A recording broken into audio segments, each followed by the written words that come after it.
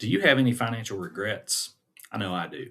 I've made mistakes in my life, and this video is going to talk about a handful of them that I made in my 20s that have tended to hold me back a little bit over the course of the next few decades. So, if you're wanting to avoid money mistakes, or if you can sympathize with what I'm talking about, stick around. Now, the first money mistake that I want to talk about actually happened before I was in my 20s. I want to go back to basically my first year out of high school. I was a college freshman and I basically ate out for lunch every single day and I had to pay for that. Now, I did have a job at McDonald's. Great job, making $4.25 an hour. But I would go to Subway every day. I would get the same thing. And believe it or not, it was a pizza sub that cost $2.99 plus tax. And I would also get a soft drink, usually a Pepsi, because that's what you did back in those days. And it was around 99 cents, believe it or not. Things have gone up over time, obviously, but that was a little bit over $4 every single day that I was in school for basically the first year. I went 5 days a week the first semester, 3 days a week the second semester, and that cost me a few $100s. And look at it this way, for every foot long pizza sub I got and every Coke I got, that was basically an hour of my work that I put into buying a Subway sandwich. I could have eaten at home or I could have brought a sandwich and saved a lot of money. So you'd think I'd learned my lesson during my college years. I didn't.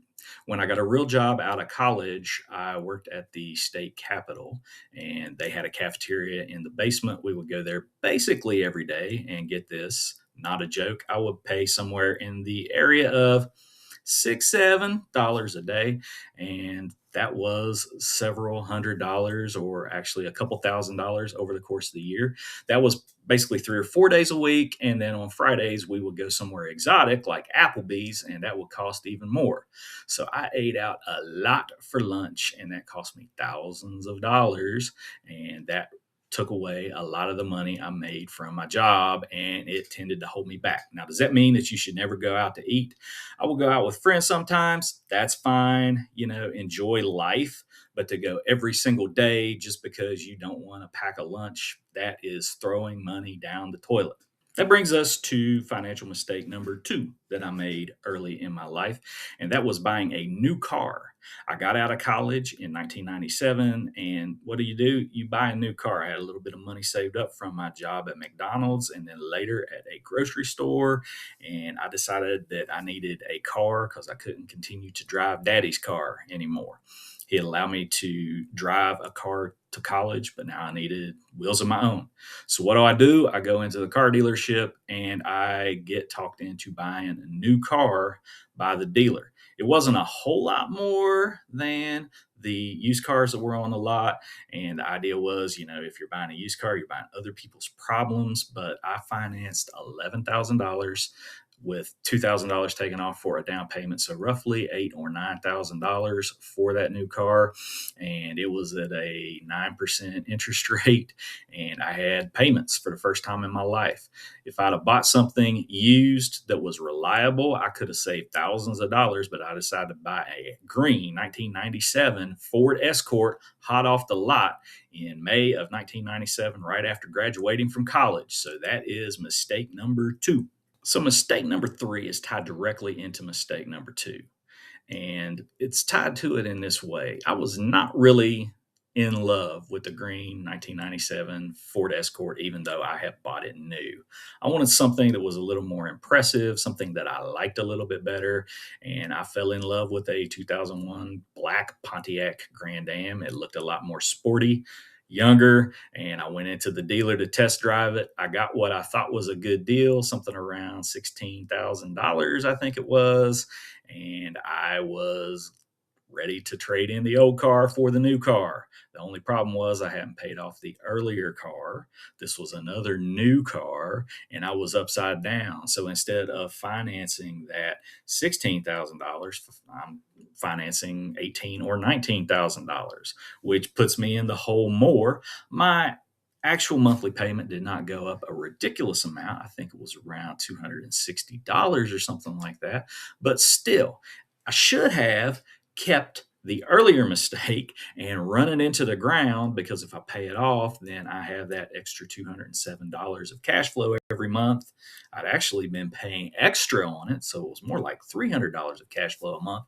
But I decided to do something really dumb and buy a second new car within just 4 years, and that hurt me financially over the long haul even more. So I bought mistake number three in an attempt to look a little cooler. Well, guess what happened when I got married and got a couple kids? I had to get rid of mistake number three. I had it paid off by this point, but guess what we got? We got a minivan. I'm not counting that as a mistake. We did run that into the ground. We did buy that used, but it's funny that, I bought this mistake to look cool, and then I'm looking anything but with a minivan. That brings us to mistake number four.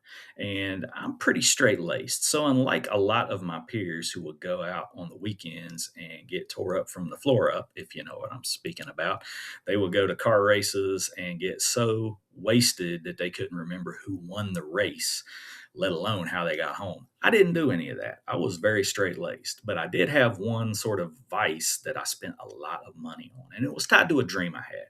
I had a dream of getting good enough to play golf professionally, or at least at a high level amateur level. And I play golf all the time. Some of the time, I will go with my dad or my grandfather or both of them at the same time. They would pay. I don't regret that. But what I do regret is going every single day off I had. For a while, I had irregular hours. It took me a while to get a real job after I was working at the grocery store. So I had irregular hours. I had odd days off. I could go golfing by myself, and I would go golfing, and a lot of times I would spend 20 or $30 to go and golf. Now, I lived in West Virginia, which is a very hilly state. There are a lot of places that you can go hiking for free. I could have walked around my neighborhood for free without paying for the privilege of walking on the hills of the state. So that cost me a bunch of money. And I probably paid for my own green fees at least once a week on average.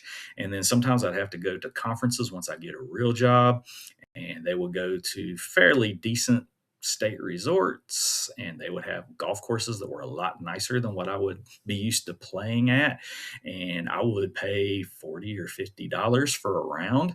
Now, keep in mind at this point, I'm making about 40 or $50 a day. When I started my real job, I was making something like $19,000 a year, and that's basically a day's pay to play around the golf by myself.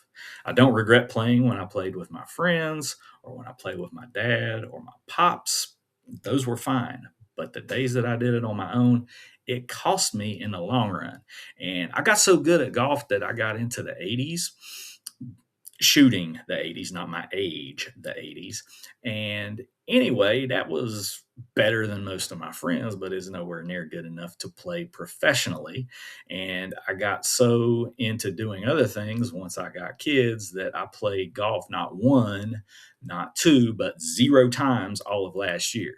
Would I go if somebody asked me to go? Probably, but is it something that I'm obsessed with like I was then? No. How did that affect me financially? I'm glad you asked me how that affected me financially. Actually, I have put in here on the NerdWallet investment calculator how much it probably or theoretically could have cost me to go golfing by myself once a week over a period of 8 years. So, an initial investment is $1. That is something I would not have spent at the time because you can't put zero. And 8 years of investment growth, because that's basically when I started around 1996 and I continued until around 2003 or 2004. Estimated rate of return of 10% annually, and then spending $100 a month on greens fees. So that'd be about $25 per week. And that would be gas to the course, that would be the greens fees and other associated expenses, eating at the course.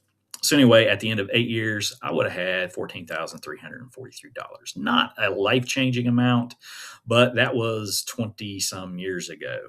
And that's when it starts to really, really get somewhat interesting. So, what would that have looked like if I had left that $14,000 in an investment account for the next basically 23 years of my life from 2002 until the present, with an estimated return of 10% and then compounding and never spending another dollar on greens fees to increase that investment that I could have, left off the cost of and directed it into an investment account. If I leave it in that $14,300, if I leave it in an investment account, theoretically, I would have had $128,000 in that investment account tied to saving money from not playing golf all the time. Okay. And your little vice that you have, be it buying lottery tickets, be it, going out to have lots of drinks with your friends or whatever, those little vices can add up from your 20s and then into your 30s, 40s, 50s, and beyond. Think about this: 50 years old right now. If I left that in for another, say, 17 years to when my normal retirement age will be. So if we change that to 40, and let's see how much we would have then, I'm guessing it's going to be somewhere in the $600,000 range. And I am exactly right. So wasting money in your early years, financial mistakes can really, really hold you back. But there's one more thing. Mistake number 5 that I made is tied to not using money in the right way and not using my time in the right way. If I had spent that time that I was playing golf finding a second job or improving myself by learning new skills, theoretically, I could have made a lot more money earlier in my life, which would have compounded to the good side rather than the mistakes that I made that compounded to the bad side. Things like buying 2 new cars within a 4 year period of time, things like going out to eat literally every single day I worked or went to school. Those are stupid things I did that have actually held me back in the long run. So if you've made it this far, I want to thank you so much for watching the video. My name's Chris. I talk about all things personal finance related. I am a teacher who likes to travel, so travel hacking is definitely one of those things that I talk about on this channel. If that is interesting to you, all you got to do is subscribe and hit the like button, and that'll help it get out to more people and let you know when I post more videos. Thanks for watching. Have a great day.